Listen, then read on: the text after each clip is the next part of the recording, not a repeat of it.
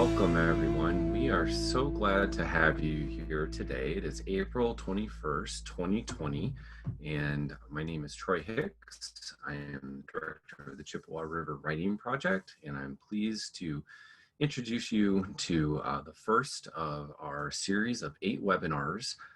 Like you, we are all trying to figure out how to teach and learn in these interesting times, and there are a number of colleagues from the Chippewa River Writing Project who got together and did some thinking really only about 2 or 3 weeks ago, saying, what can we do to connect and collaborate together?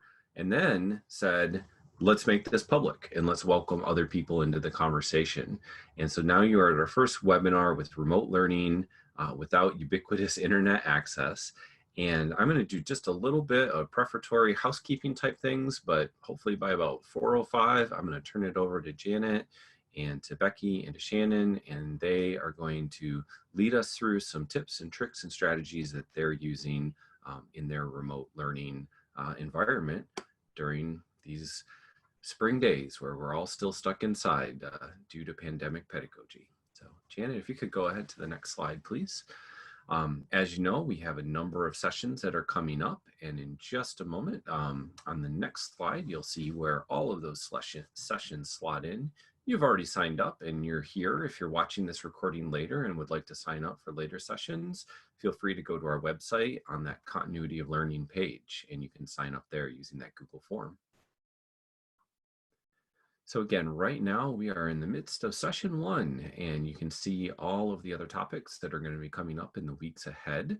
Also, this group of teachers is trying to figure out if and when and whether and how we might have some kind of online summer institute for educators, K-12 as well as higher ed, people who are trying to figure out what it means to be a teacher of writing, and more broadly, a teacher of any subject area that's using writing in these pandemic times. And so if you're interested in that and you want to drop a note into the chat or follow up with me with an email later, and at the end of all the webinars, we'll do some kind of survey to gather some interest from you.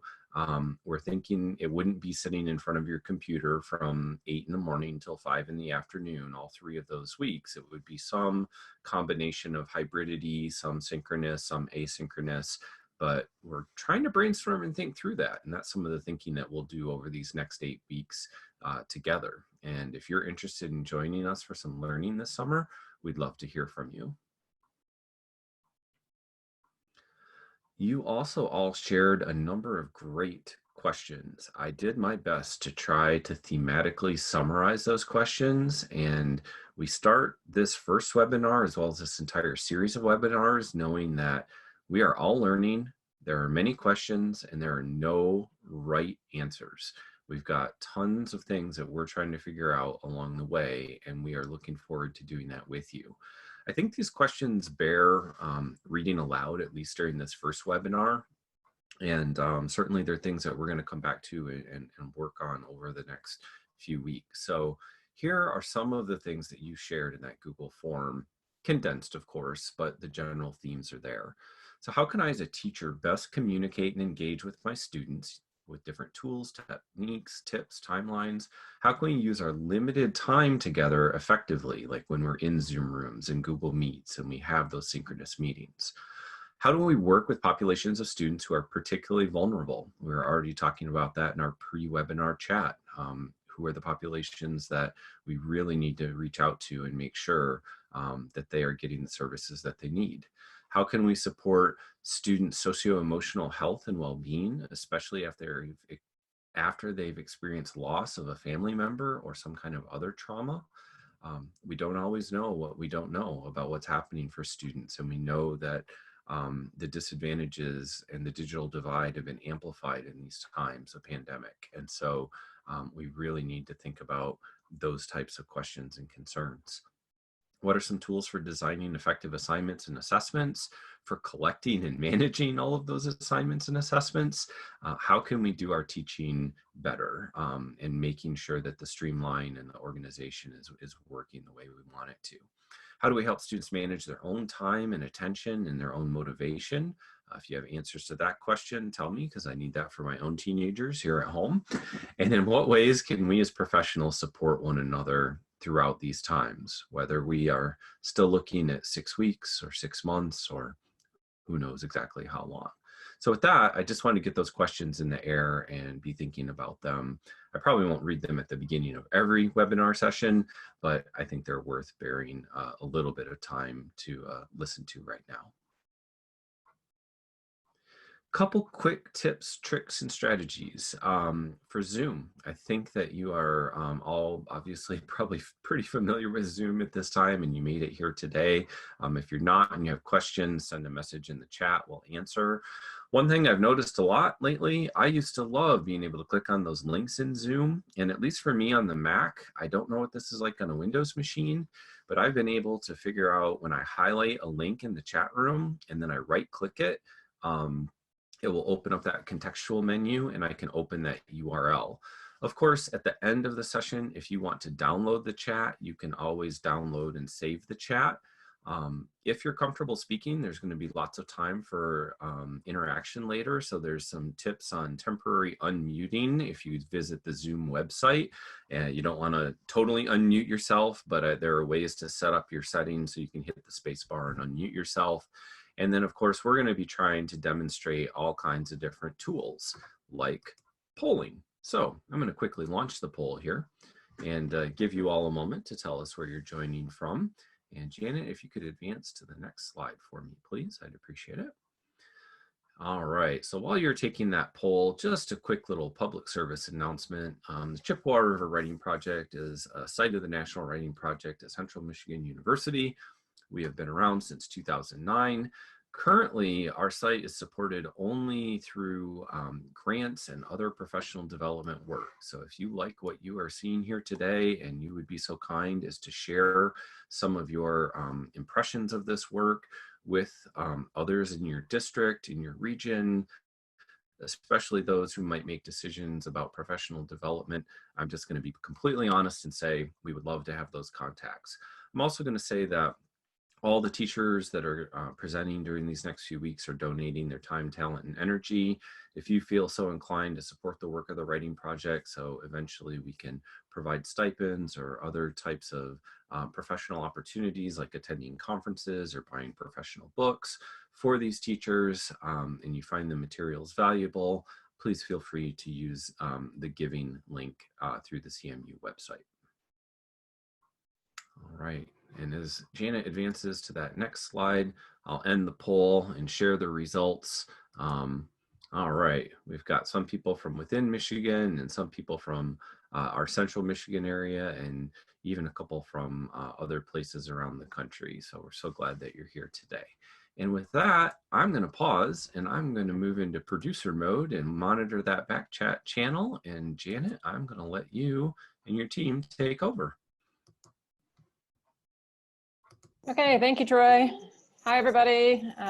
We are all, I think, in this same boat of wondering what to do next. And so Becky, Shannon, and I are going to talk through this, but I think that the three of us would openly say we don't have all the answers. We are, just like everybody right now, trying to find our footing. I tried to explain something to a parent yesterday, something I had technical difficulties with, and I started the email by saying, well, I had some technical difficulties, parentheses, says every teacher in the universe right now, because I think that's all where we are. So I am Janet Nyer. I am a high school teacher in Cadillac, Michigan. I teach English and I teach psychology. Shannon, you want to introduce yourself? Hi, I'm Shannon. I work at Central Montcalm Middle School in Stanton, Michigan. I teach ELA and math for any grade that they give to me at any time. And I also do some reading intervention classes. And Becky?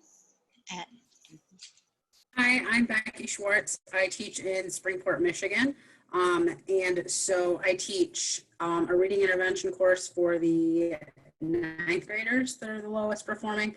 I teach all of the 10th graders in English, all of the 11th graders in English, and I teach AP Computer Science principles. It's a very strange day every day.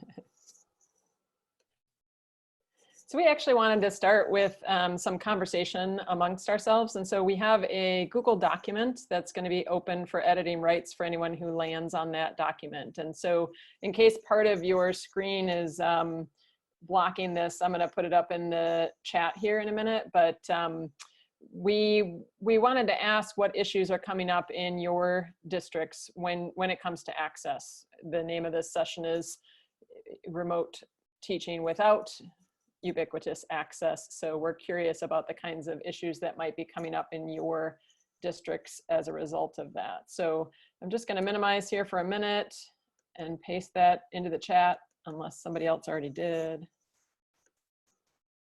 I had your back, Janet. You Sorry got, about you that. got it in there? I got it in there, yeah. Okay, great. And so if you're typing it in on your own, it's just all small letters. So if you take a look and head over to that document, you should see a big chart. And my suggestion is go 10 lines down or something. Don't try to jump into the very first row because somebody else will probably try to jump in there as well. And so we wanted to give you about 5 minutes just to brainstorm a little bit and let us know what kinds of issues you're facing with ubiquitous access or non-ubiquitous access in your district. So jump on in and take a few minutes. I'm trying so hard, Janet, to practice my good Zoom wait time, but I just can't help offer some color commentary as I'm watching all this unfold. I mean, it really does seem like we're all having these challenges, you know, if we are able to get the devices into people's hands, if they are able to get connected to the internet. And, you know, one thing I wanted to just mention in the top that I totally forgot, but we'll say here is that as the 4 of us planned today's session, we were raising a lot of these questions too.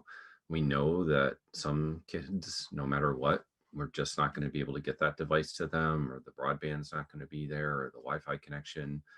We've also heard some unfortunate, at least from our perspective, although we can understand, stories of parents and caregivers saying, my child is not participating in this online learning. And there are a number of issues related to why that might be happening, related to privacy, family needs, work needs, childcare needs.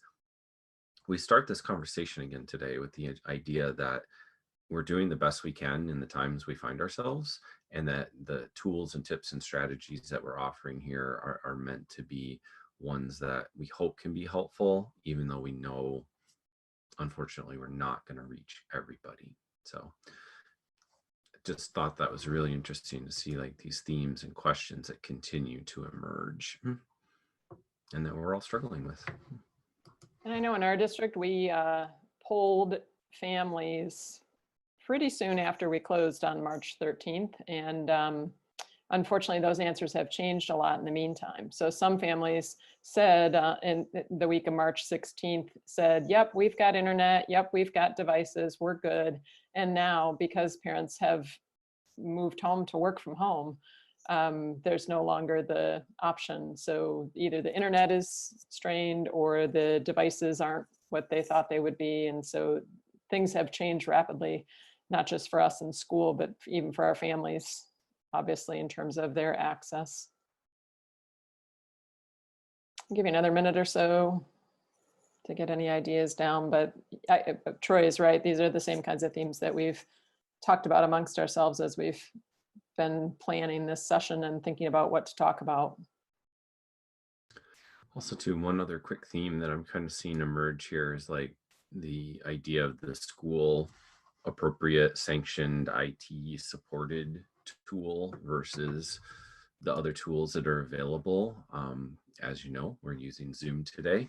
I tried to make the security settings such that nobody could just kind of drop in unexpectedly. I've also turned on the waiting room in case other people do try to come in. I can quickly kind of check and see if they are in my participant list that I'm expecting to be here.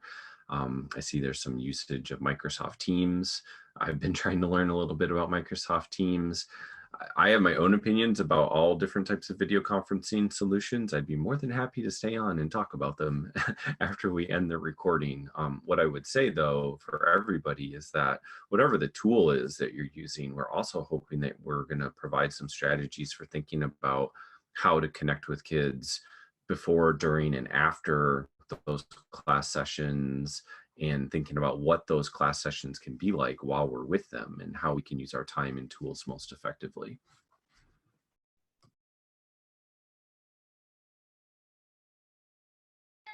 I found this comment in the middle here that I'm highlighting interesting because that has happened in our district. I think that we assumed that staff would have access. And so the focus was on giving kids any personal hotspots we had and any devices that we had. And we have several staff members who do not have internet at their homes, and they have been struggling to try and do this work using, you know, hotspots or their phones entirely. So I'm gonna take us back over to the slide here. And again, if you wanna, if I'm full screen when I'm sharing, you can hit escape, or just up at the top where it says view options, you can click out and get back into a smaller screen version.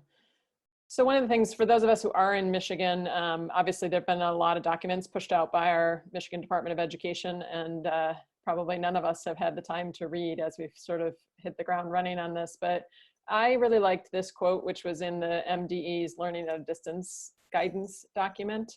In the short term, we all need to do the best that we can to serve children, while recognizing this will mean different things in different communities at this extraordinarily challenging moment in our educational history and in our broader history. And I keep going back to this quote because it helps me to know that even the Department of Education knows we're going to do our best, but we are working with populations that are broad and very differentiated in their skill level, in their access to technology, in their parenting, I mean, everything. So we decided today to focus on how we can do our best at this. So as we're talking today, these are the things that we're keeping in mind. And I think Becky, Shannon, and I are all really fortunate to be in districts that are emphasizing connecting with kids. I think Becky said her district's little motto is connection before content. Was that the way that went?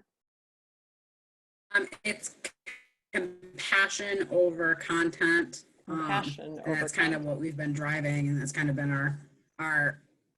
our mantra for since this started. Is we are going to focus more on connection and trying to meet as much of those social emotional needs as we can from the distance we're at. And I feel fortunate because our district has the same approach. Nobody is pushing me to make sure they get the content of my course right now. So I'm happy about that. So really what we were talking about and we're going to talk about here in a few minutes is how can we do our best to connect with students and to ensure they can reach us in a way that's familiar with them, and to pay attention to their social emotional needs, which social emotional aspects are so important in learning, and they're not getting that. They're not getting the opportunity to turn and talk with a partner or work with a group and grow that way. So those are the kinds of tools that we're emphasizing. So we just want to show you 3 tools. Each of us is just going to take a tool and show you how we're using it in our district in a way that we hope does our best with connecting to students and reaching them and engaging them, but recognizes that it's, you know, not going to be a perfect fix for anybody. So before I go to the next slide, is there anybody who wants to make a comment or ask a question? You can just unmute yourself if you have anything to add. Just a quick note to let everybody know that I'm going to start taking notes at the bottom of our shared document. And if you want to add notes there too, that'd be great. So we had those phrases, Maslow before Bloom's and compassion before content. Were there any others that I missed?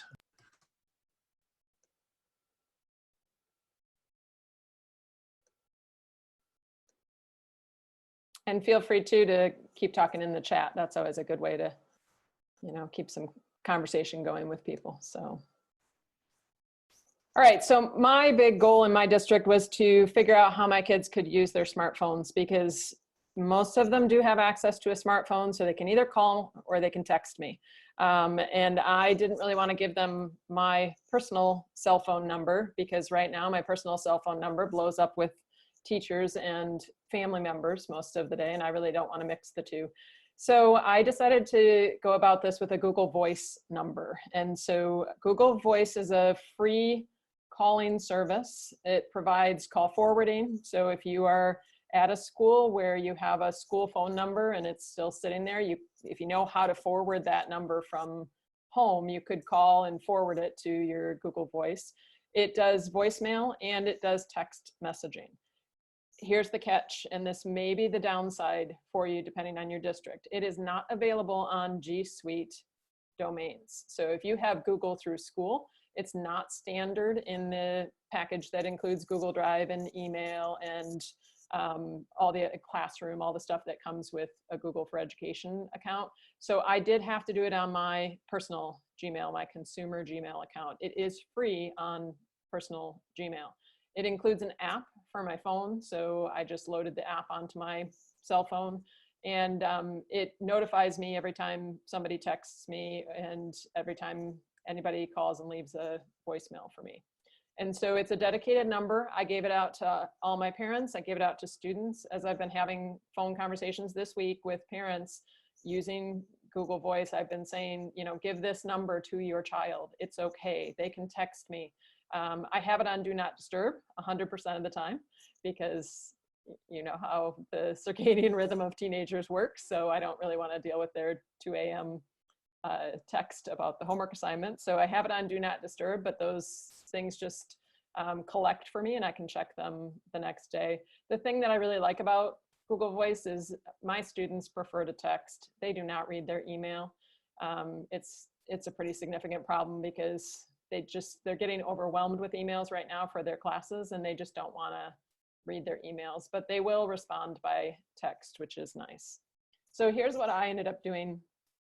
Here on the on the left side of the screen, you'll see what my instructions were. So I just asked students if they were completing work with pen and paper, and we had a significant number of students who said, I'm going to need a pen and paper packet for the remote learning. Please either take a picture of your work because they might have a phone that they can text a picture with, or they can call my voicemail and read me their assignment. And it just makes a transcript. That's the beauty of Google Voice. It makes a transcript of that. And so in the middle, you'll see an assignment I got from a student this week. So she wrote it on a piece of paper, took a picture with her cell phone and sent it to me at the Google Voice number. And then on the far right, you'll see just a paragraph. It doesn't do a perfect job of transcript. For some reason, it put a period between Harper and Lee. I don't know why it does it. So I can't really hold punctuation and grammatical things against the child in that case, but at least I can see what they're doing. So for me, Google Voice is a good fix for my paper and pencil kids, and it's been pretty easy. It keeps a record of everything. So if something were to come up, I can produce the record of all the calls and the transcripts of everything. It doesn't keep a transcript of conversations. I'm using it as the number that I'm using when I call parents now, so that they see that number and they can call me back at that number again in place of my home phone number, my landline, or my cell phone. So that's one fix that for me has helped me to connect with kids and with families. I'm able to reach them and they're able to reach me, and it's a pretty good fix for turning in work when kids are paper and pen only. They don't even have to have a cell phone. They can call from a landline if they have a landline. So they can just call and do voicemail. So any comments or questions about Google Voice? I can check the chat too in case anything came up. Yeah, Wendy, I have Remind set up for my AP English students, my seniors, but we didn't have any. Those of you in Michigan will back me up. We had virtually no notice. I mean, we found out it right before school one morning, and we had a half day that day. So I did not have time to get students signed up on Remind. And our district has said that our platform is to be Google Classroom. So, but yeah, Remind I do love because that has the text features as well, and kids can respond by text that way as well. And yeah, somebody mentioned now Google Voice can be added to your Google domain at school. That is true, but it's a cost per user, and our district said they weren't going to pay that cost. So that too is a hard one.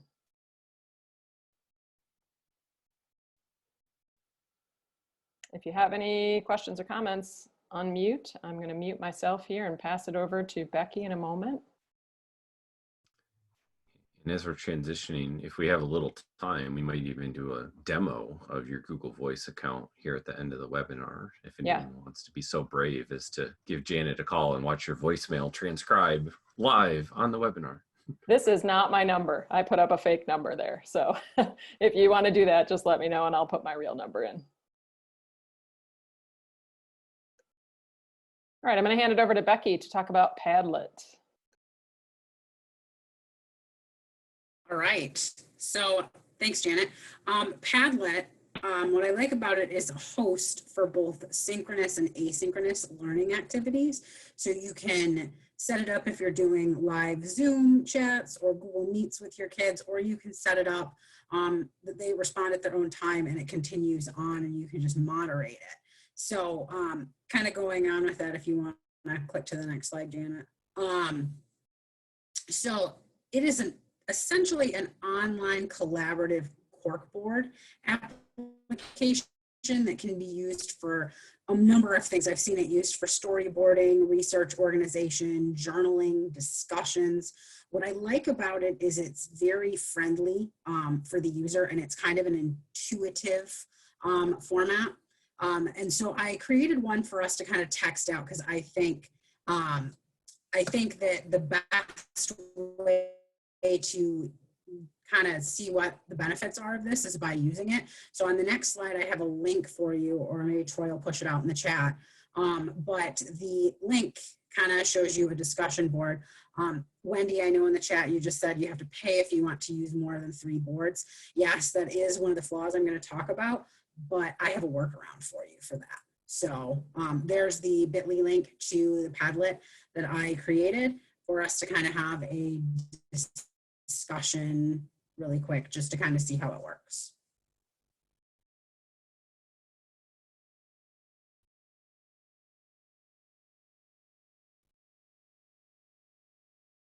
And I've also put that live link at the bottom of the shared Google Doc. If you want to scroll down there, you can click in, hopefully, from that link. I'm testing it right now.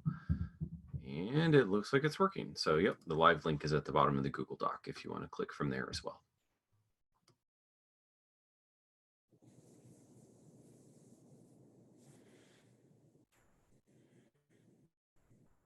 So I'm watching the discussion on my computer and I can see some of you already responding to it.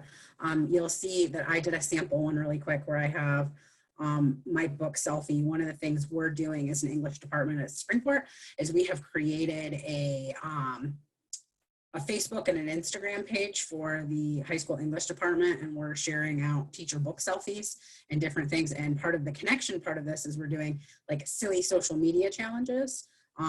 So like we have one set for tomorrow because it's Earth Day. We're going to have them like take pictures outside and different things like that. So it's kind of a connection aspect of it.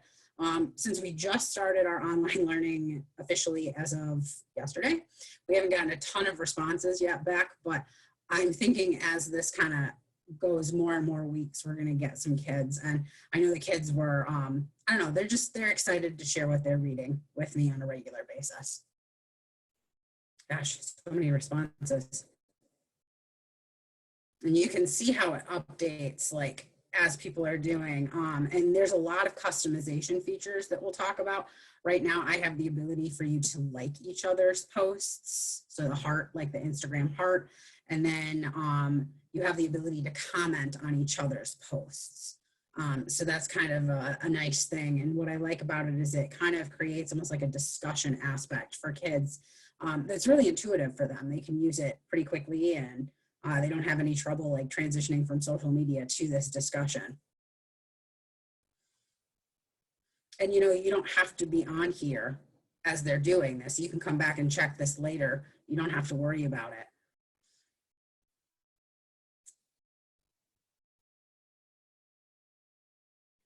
Anne figured out how to change the color of her post.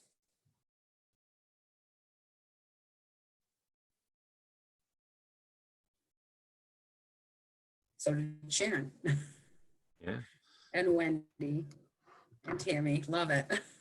Yeah. I'm wondering, you might get to this in a moment, Becky. I don't mean to get ahead of ourselves, but do you often use some of the No. other types of inputs on Padlet, like for having them add photos or recordings of themselves or things like that? I have not yet, but that's one of the things that I'm going to give as an option for my kids here shortly. One of the things we're encouraging as an English department at our school, we decided to do a department-wide curriculum assignment during this time, and we're focusing on journaling. So we're looking at using this as a journaling aspect. And so what's nice about it is, you know, they can do the digital recordings and stuff, which is what makes this so great. Because it's so flexible.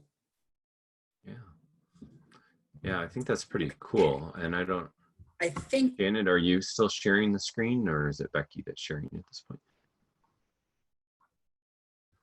It's still yeah. me.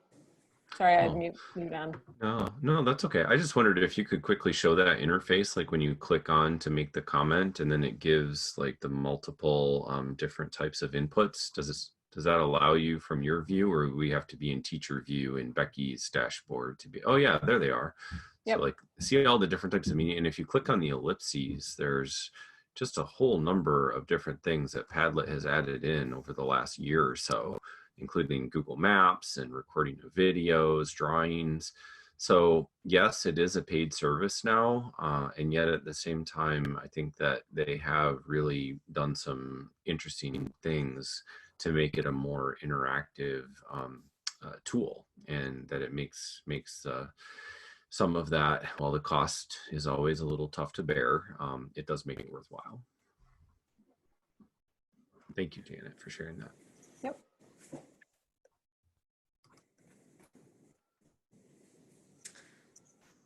Okay. So kind of the stuff that I wanted to share about Padlet.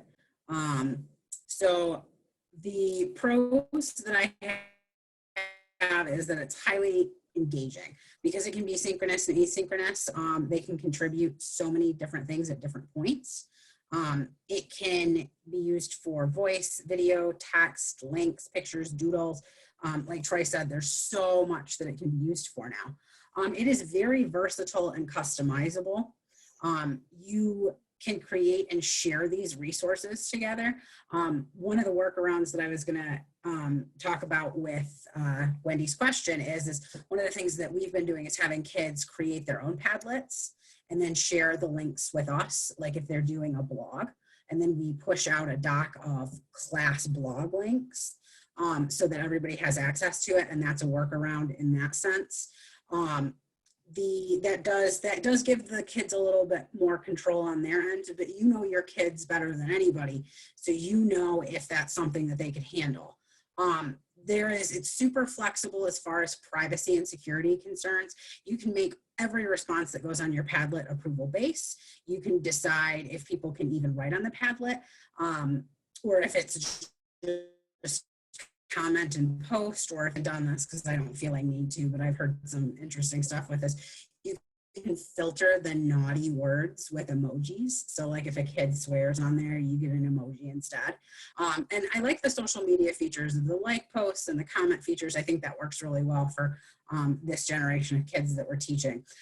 These are pretty easily shared. So like you can push the link out, you can automatically make a QR code right on the website, you can embed them on your own website or your LMS, and you can share them right on social media or Google Classroom, whatever you're using. So because it's so flexible, it works out. So moving on to the kind of cons and the workarounds. The free version is limited to 3 active Padlets. My workaround for you is either have students create their own and have like a class shared one, or you can archive your Padlet and then unarchive it as many times as you want. There's no thing with that. And so a lot of times if I use these as like an exit ticket activity, I just archive it after a couple of days. And then if I need to open it back up again, I can open it back up and move it around. It does have a lot of customization stuff. So it's a time suck. It's a time suck for the teacher and a time suck for the student. I haven't figured out a workaround about that other than self-control, which is sometimes easier than others. And then the privacy settings can kind of be iffy. When we were working on this last night, Janet had to message me a couple of different times and be like, I still don't have access to this. So you have to like really pay attention to your manage tab and your share tabs to see what kind of privacy settings you have on there. And if you have a ton of different Padlet options, it can be kind of like, did I set that as public or private? You kind of have to remember that. And then the other part of it is I know myself, even before the coronavirus shut down, where I was now teaching from home, I get overwhelmed by the amount of emails and notifications I get on a regular basis. If you do not want another email notification of literally every time somebody posts on your Padlet or asks a question or does something on there, you're going to have to go into the settings with the communication settings just so you don't get overwhelmed, because Padlet will even email you every time you make a new Padlet saying, thanks for making a new Padlet. So you just kind of got to watch that. It can be super overwhelming if you are a person who's like, if I get one more email today, I'm going to freak out. And then you'll get another email from Padlet. So anyway, that was kind of what I had. Are there any questions, any comments? I've been watching the chat. Haven't seen any more. But if you want to unmute yourself and ask a question. Becky, could I ask a question? Do you know that go ahead. It says that you can have 3 active Padlets. So if you're done with one and you delete it, does that mean you could have a new one?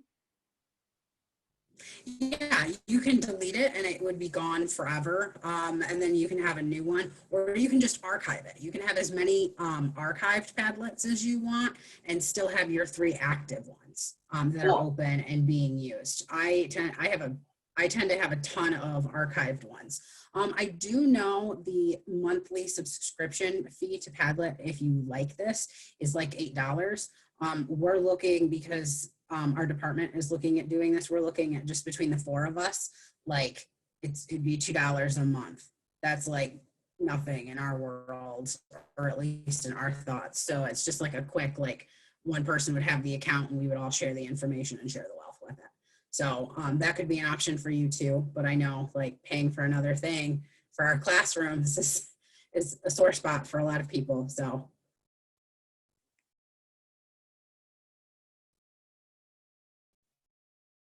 That's it for Padlet. If nobody else has any more questions, I'll turn this over then to Sharon for Flipgrid.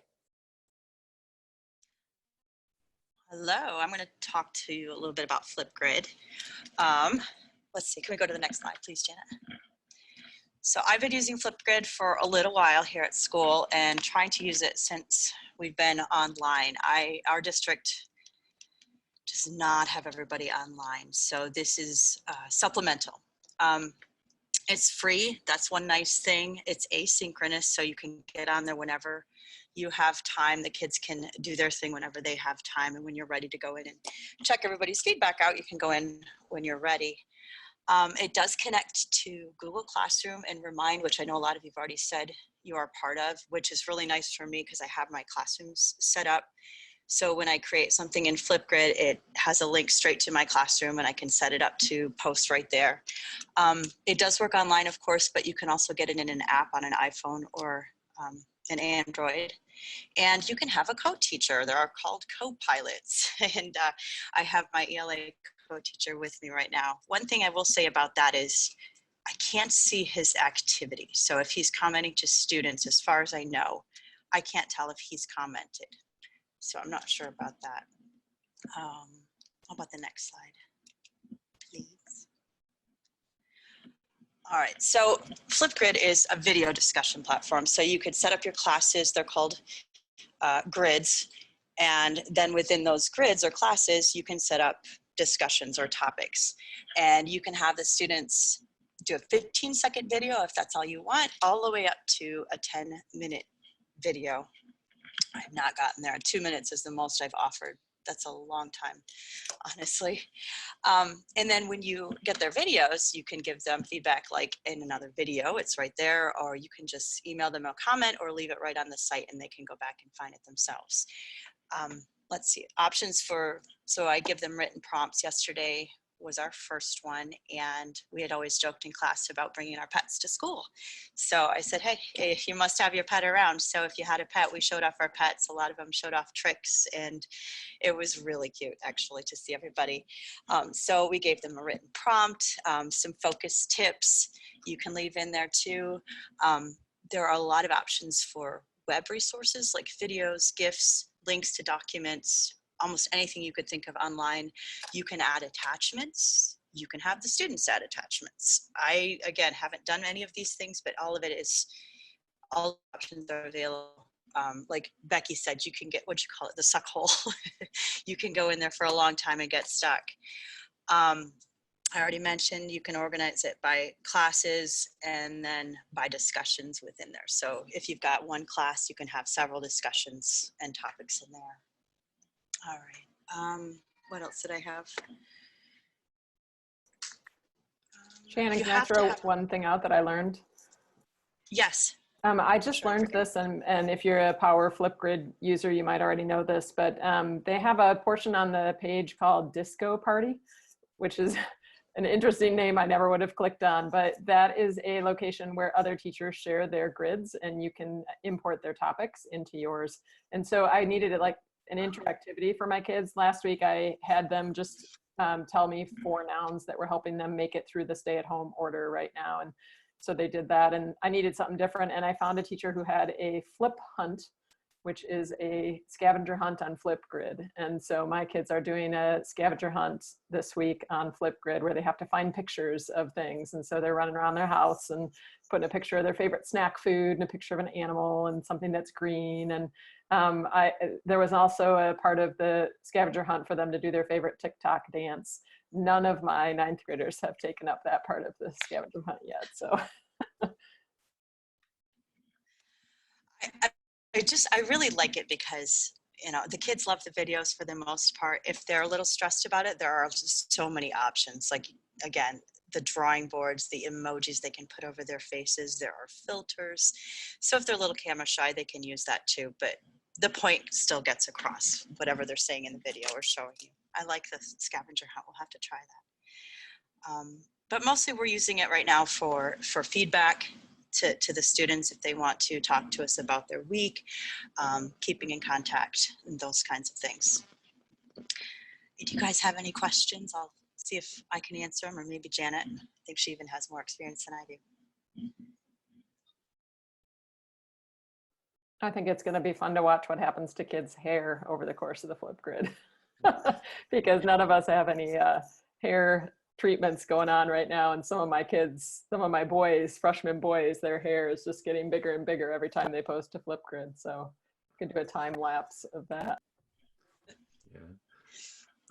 I wondered if you had any thoughts just from a design perspective of like how much time you put into your initial announcement or video on a Flipgrid, how much time you set for the limits of student responses, anything about just the way that you're finding the most effective ways to design these Flipgrid forums.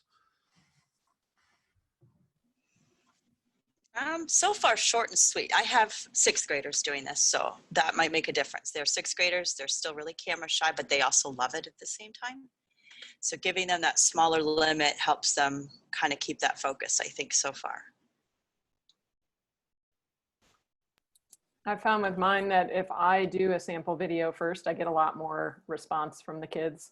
They don't tend to engage if it's just a topic. So when I did a sample video, I did not do the sample video with the TikTok, and they have not engaged as well. So maybe I need to learn some TikTok dances to do that part. You know what, Janet, that does make sense. When I did the video first, that topic was well received. When I didn't do the second one, the video first, it's not nearly as many responses. One of the ideas, this is Jeremy, one of the ideas I've used with my students this year with Flipgrid is, and you could probably adapt it to doing remote or distant learning, but we do, in our science classes, we do modeling instruction, which involves us using big whiteboards. And what I did is they've done some whiteboarding in English class. And so what I've done is with their grammar lessons that we've done, they have to be the teacher. And so they use the whiteboard and use Flipgrid and go and partner up and teach a grammar lesson. And they have to find a fun way to teach that grammar lesson over Flipgrid, and then it gets put into the grid for other students to be able to see. And then we have a discussion on it in class. So you could adapt that, I think, somehow to remote learning that might be beneficial to some people.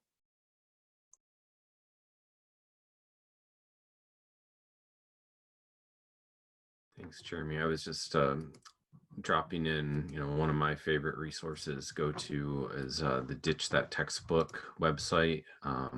Matt Miller puts that out. And so I'm going to drop that link that I just put in the chat. I'll also put it in the shared Google Doc. It's like 30 plus ways to use Flipgrid and to think about different kind of almost like you would in writing, like what are the different genres and the different audiences and the different expectations that you might have. And I have heard, someone talk about like having their kids read their stories and then students providing feedback and so on and so forth as a way. Kelly Gallagher and Penny Kittle talk about how they had their students from different sides of the country discussing an issue about I don't remember exactly what it was. It was a racial social justice type of book that they were reading together, and they were having those shared conversations, and they were pretty intense, and it was pretty meaningful for the kids to have that dialogue through Flipgrid. And Bushra, do you have an idea? You want to take the mic real quick and share a thought there? Sure. Hello. So my idea is, I'm not sure if it's a Flipgrid or a Google Doc idea, but I noticed that everything we do with students is one way, like they post one thing, everyone sees it, or we give them one thing, they receive it. But there's an idea that I love. It's not really assignment, but something called Photoshop Tennis, if you've heard of it. The concept is, for example, I would start a picture and then I'd post it and someone would take that picture and add something to it. Then someone else adds another element to it. So it would be nice if there's kind of like that story game where we sit in a circle and I start a story and someone else continues it. I wish there's some kind of way to do that, that students can kind of build on each other with something without going and erasing someone else's work. I don't know, like, because Google Doc, they could go and delete a paragraph. I'd like it to be where they could collaboratively build something together, whether it's a story or a picture. But yeah, I'm not sure what means that would work with and what age. So again, I love that idea, and you could totally do it with Flipgrid. Nice. You could totally do it with Flipgrid. I mean, it would involve a little bit of a delay because kids would have to, and maybe the teacher would have to kind of number kids and say, okay, year 1, year 2, year 3, or whatever, because they would need to see the other kid's video. But you could do it intuitively as well. So right now I have Flipgrid set on I have to moderate, only because a good portion of the kids that I'm teaching now, I've never met before, unfortunately, because we are on trimesters. And so I was supposed to meet them the day after we closed school. So because I don't know them, I haven't let them have free reign of posting whatever they want yet, because I just want to make sure that it's not going to be offensive. And so, but if you knew your class well enough, you could open it up that way, and you could have one student start a story, and then a kid could watch that and they could post the next part of the story, and then next kid could watch the first two videos and post the next part. So that sounds like fun. I might have to work that in. Thank you. Yeah, I think even if you make them, if there are 12 students, let's say every 4 it could be a group or something, just because they miss that being recessed together, walking out. I mean, because I have a son and he's a single child. So I feel like that kind of being togetherness, kind of the peer is something they really need in this time.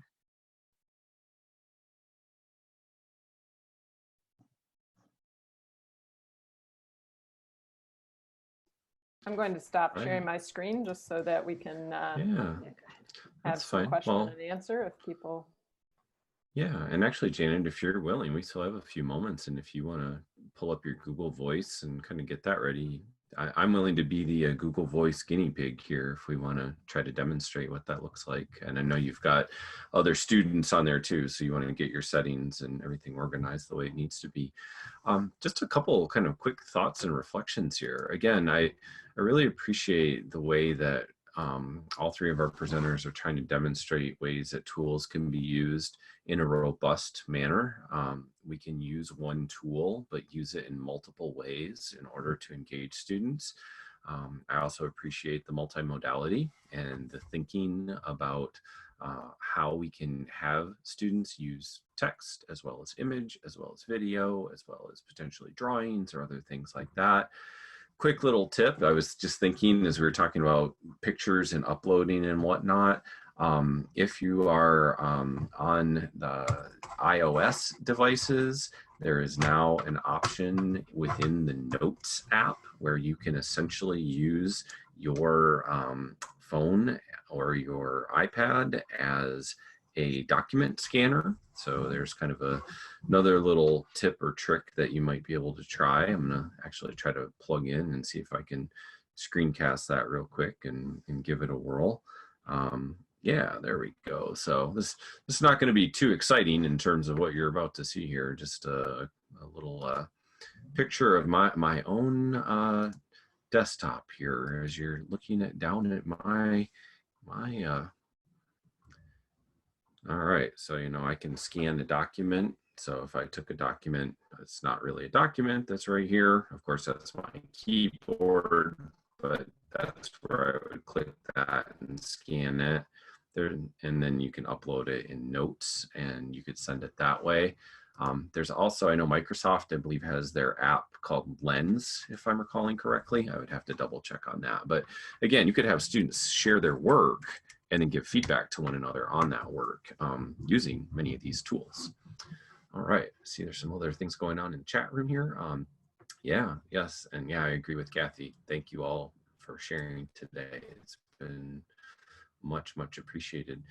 What do you think, Janet? Do we have a moment to do the Google Voice? Is it good to try a demo of that, or your settings and all that?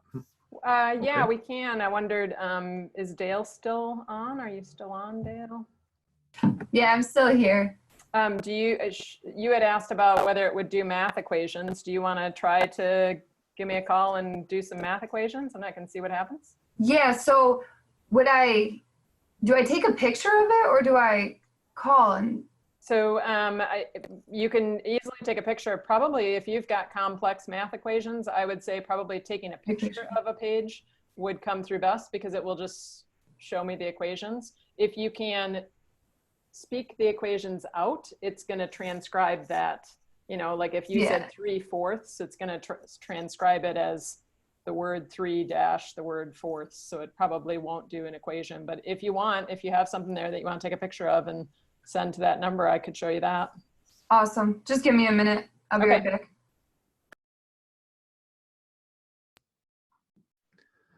All right, so while we're getting that demo ready, actually, Janet, if you want to share the slides again really quickly, I can do kind of the closing pieces, and then we'll have you and Dale try to give Google Voice a demo here.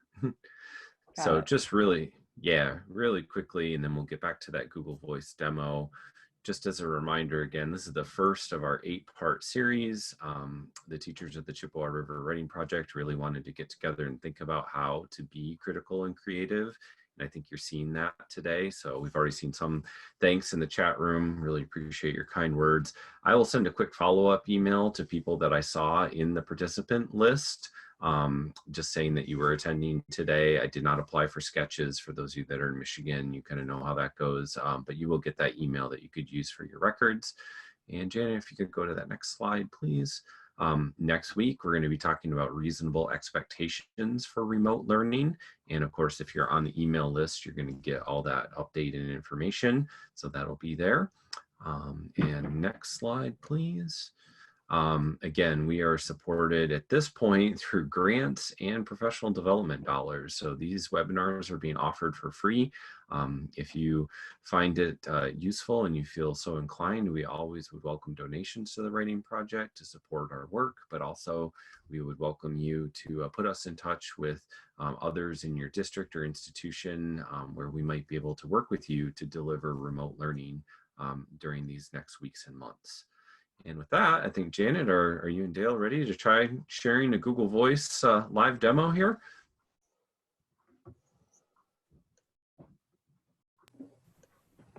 Whoops, I'm just gonna stop and head over there. How'd that work, Dale? I just sent a picture to the number, so I guess it's the same thing as just sending a picture, but just a different number at Yep. that point, right? Yeah, So did you get my picture though? I'm loading it now. It doesn't look like I got anything yet. No? Huh.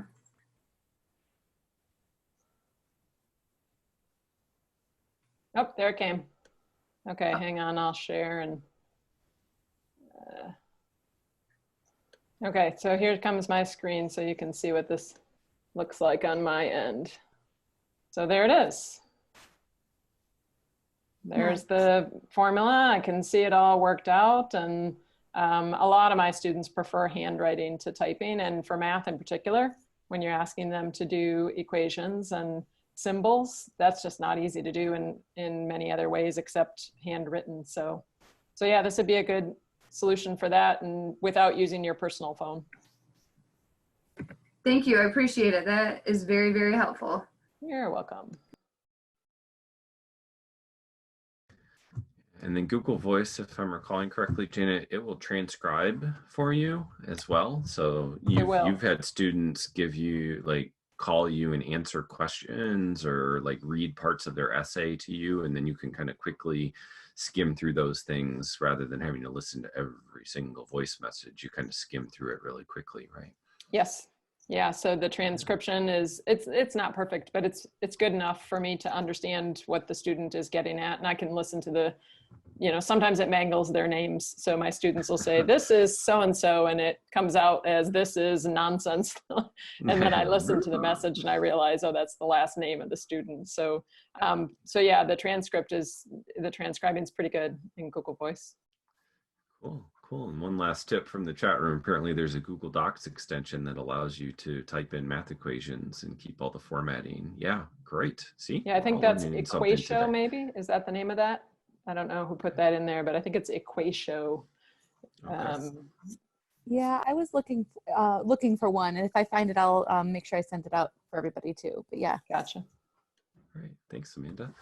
All right, well, we are at the top of the hour. I want to again thank Janet and Becky and Shannon for their time today, sharing what's working well for them in their classrooms. For everyone who took time to attend today, thank you so much. I'll follow up on email, keep you alerted to the next sessions in the series. We figured we were going to be hanging out and learning together over the next 8 weeks, and we're glad that you're willing to hang out and learn with us a little bit too. And again, if we have any other questions or concerns, you can use that Chippewa River WP@gmail.com to reach out to me, or you can do troy.hicks@cmich.edu. So with that, I thank you for joining us during our first session today, where we were talking about how to do remote learning when ubiquitous internet access is not always available. And we look forward to seeing you during our next session. Have a good afternoon.